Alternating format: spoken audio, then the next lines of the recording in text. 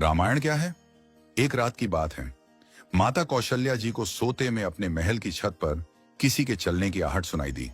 नींद खुल गई। पूछा कौन है? मालूम पड़ा श्रुतकीर्ति जी, सबसे छोटी बहू, शत्रुघ्न जी की पत्नी। माता कौशल्या जी ने उन्हें नीचे बुलाया। श्रुतकीर्ति जी आईं, चरणों में प्रणाम कर खड़ी रह गईं। माता कौशल्या जी ने पूछा, श्रुति, इतनी रात को अकेली छत पर क्या कर रही हो बेटी? क्या नींद नहीं आ रही? शत्रुघ्न कहाँ है? श्रुति कीर्ति की आंखें भर आईं, मां की छाती से चिपटी, गोद में सिमट गईं। बोली, मां, उन्हें तो देखे हुए 13 वर्ष हो गए। उफ! कौशल्या जी का हृदय कांप कर झटपटा गया। तुरंत आवाज लगाई। सेवक दौड़े आए। आधी रात ही पालकी तैयार हुई। आज शत्रुघ्न जी की खोज होगी। मां चली। आपको मालूम है शत्रुघ्न जी कहाँ मिले? अयोध्या जी के जिस दरवाजे के बाहर भरत जी नंदीग्राम में तपस्वी होकर रहते हैं, उसी दरवाजे के भीतर एक पत्थर की शिला है। उसी शिला पर अपनी बाह का तकिया बनाकर लेटे मिले। मां सिराहने बैठ गईं, बालों में हाथ फिराया तो शत्रुघ्न जी ने आंखें खोली। मां! उठे, चरणों में गिरे। मां, आपने क्यों कष्ट किया? मुझे बुलवा लिया होता। मां ने कहा, शत्रुघ्न यहां क्यों? शत्रुघ्न जी की रुलाई फूट पड़ी। बोले, मां, भैया राम जी पिताजी की आज्ञा से वन चले गए। भैया लक्ष्मण जी उनके पीछे चले गए। भैया भरत जी भी नंदीग्राम में हैं।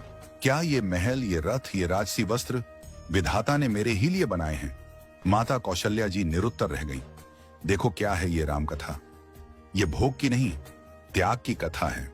यहां त्याग की ही प्रतियोगिता चल रही है और सभी प्रथम हैं। कोई पीछे नहीं रहा। चारों भाइयों का प्रेम और त्याग एक दूसरे के प्रति अद्भुत, अभिनव और अलौकिक है। रामायण जीवन जीने की सबसे उत्तम शिक्षा देती है। भगवान राम को 14 वर्ष का वनवास हुआ तो उनकी पत्नी सीता मैया ने भी सहर्ष वनवास स्वीकार कर लिया। परंतु बचपन से ही बड़े भाई की सेवा में रहने वाले लक्ष्मण जी कैसे राम जी से दूर हो जाते?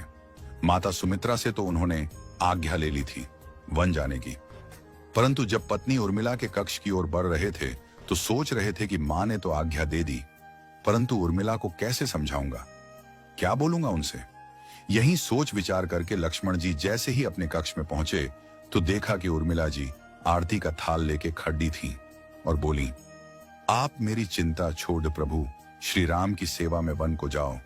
मैं आपको नहीं रोकूंगी। मेरे कारण आपकी सेवा में कोई बाधा ना आए, इसलिए साथ जाने की जिद भी नहीं करूंगी। लक्ष्मण जी को कहने में संकोच हो रहा था, परंतु उनके कुछ कहने से पहले ही उर्मिला जी ने उन्हें संकोच से बाहर निकाल दिया। वास्तव में यही पत्नी का धर्म है। पति संकोच में पड़े उससे पहले ही पत्नी उसके मन की बात जानकर उसे संकोच से बाहर कर दे। लक्ष्मण जी चले गए, परंतु 14 वर्ष तक उर्मिला ने एक तपस्विनी की भांति कठोर तप किया। वन में प्रभु श्री राम माता सीता की सेवा में लक्ष्मण जी कभी सोए नहीं, परंतु उर्मिला ने भी अपने महलों के द्वार कभी बंद नहीं किए और सारी रात जाग जाग कर उस दीपक की लौ को बुझने नहीं दिया। मेघनाथ से युद्ध करते हुए जब लक्ष्मण जी को शक्ति लग जाती है और हनुमान जी उनके लिए संजीवनी का पर्वत लेके लौट रहे होते हैं, तो बीच में जब हनुमान जी अयोध्या के ऊपर से गुजर रहे थे तो भरत जी उन्हें राक्षस समझकर बाण मारते हैं और हनुमान जी गिर जाते हैं। तब हनुमान जी सारा वृत्तांत सुनाते हैं कि सीता जी को रावण हर ले गया, लक्ष्मण जी युद्ध में मूर्छित हो गए हैं। ये सुनते ही कौशल्या जी कहती हैं कि राम को कहना कि लक्ष्मण के बिना अयोध्या में पैर भी मत रखना, राम वन में ही रहे। माता सुमित्रा कहती हैं कि राम से कहना कि कोई बात नहीं, अभी शत्रुघ्न है, मैं उसे भेज दूंगी। मेरे दोनों पुत्र राम सेवा के लिए ही तो जन्मे हैं। माताओं का प्रेम देखकर हनुमान जी की आंखों से अश्रुधारा बह रही थी, परंतु जब उन्होंने उर्मिला जी को देखा तो सोचने लगे कि यह क्यों एकदम शांत और प्रसन्न खड़ी है। क्या इन्हें अपनी पति के प्राणों की कोई चिंता नहीं? हनुमान जी पूछते हैं, देवी, आपकी प्रसन्नता का कारण क्या है? आपके पति के प्राण संकट में हैं। सूर्य उदित होते ही सूर्य कुल का दीपक बुझ जाएगा। उर्मिला जी का उत्तर सुनकर तीनों लोकों का कोई भी प्राणी उनकी वंदना किए बिना नहीं रह पाएगा। उर्मिला बोली, मेरा दीपक संकट में नहीं है, वो बुझ ही नहीं सकता। रही सूर्योदय की बात, तो आप चाहें तो कुछ दिन अयोध्या में विश्राम कर लीजिए, क्योंकि आपके वहां पहुंचे बिना सूर्य उदित हो ही नहीं सकता। आपने कहा कि प्रभु श्री राम मेरे पति को अपनी गोद में लेकर बैठे हैं। जो योगेश्वर प्रभु श्री राम की गोदी में लेटा हो, काल उसे छू भी नहीं सकता। यह तो वो दोनों लीला कर रहे हैं।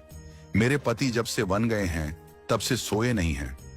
उन्होंने न सोने का प्रण लिया था, इसलिए वे थोड़ी देर विश्राम कर रहे हैं, और जब भगवान की गोद मिल गई तो थोड़ा विश्राम ज्यादा हो गया। वे उठ जाएंगे। और शक्ति मेरे पति को लगी ही नहीं, शक्ति तो प्रभु श्री राम जी को लगी है।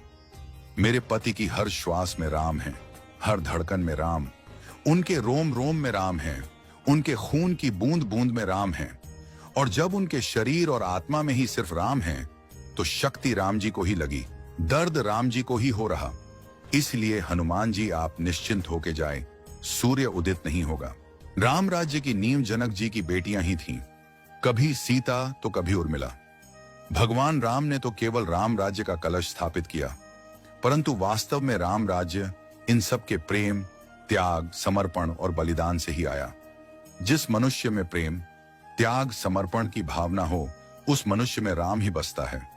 कभी समय मिले तो अपने वेद, पुराण, गीता, रामायण को पढ़ने और समझने का प्रयास कीजिएगा।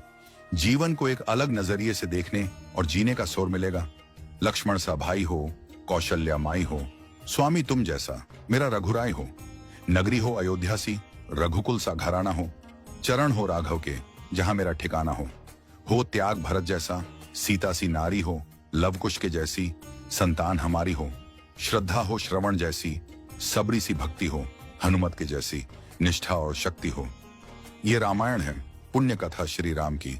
जय जय श्री राम।